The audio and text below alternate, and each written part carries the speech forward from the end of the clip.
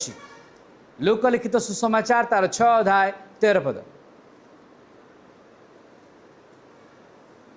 पढ़ दिंतु। हाँ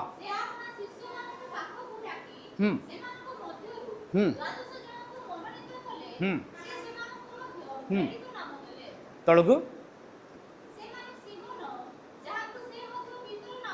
हाँ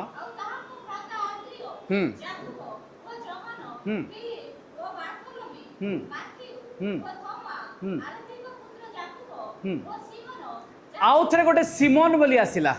प्रथमे पितरंग ना रे सिमोन आसी एटी आउ गोटे सिमोन अच्छी जे 12 शिष्यों भितर जड़े। हाँ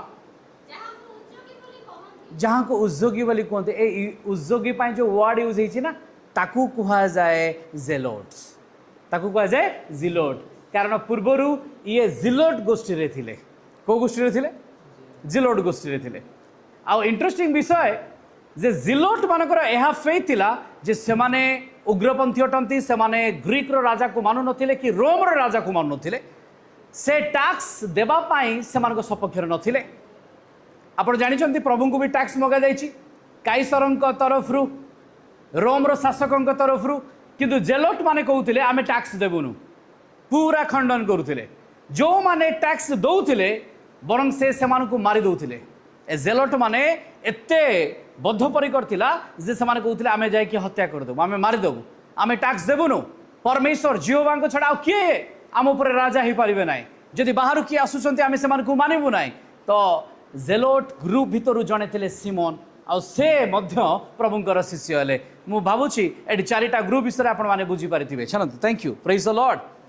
नंबर 1 आमे देखिले फारूसी तापरे साधुकी तांको विषय आमे आउरी डिटेल देखिबा।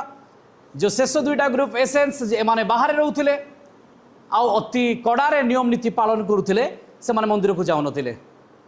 के जण अछंती एबे चर्च बाहर रुहंती आउ से माने कहबे आमे चर्च को जीवनु काइना चर्च रे डिस्टर्बेंस होची चर्च रे प्रॉब्लम अछि आमे जीवनु होय तो हमकु लागिवो ठीक कथा कहउचंती एते प्रॉब्लम भितरे काहे कि से जाइगी रहइबो।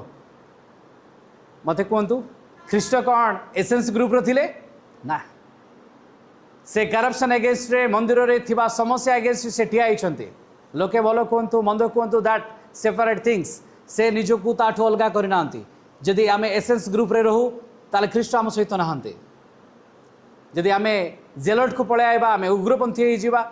एबे भी किछु ख्रिश्चियन भाई माने अछंती जो माने कथा पड़ी गले पिटी देबू मारी देबू आमे एटा करबू आमे सेटा करबू हमकु तमे जानिनो हमकु तमे चिन्हिनो। जेतोळे से माने टिके उग्र हो जिबे तांकर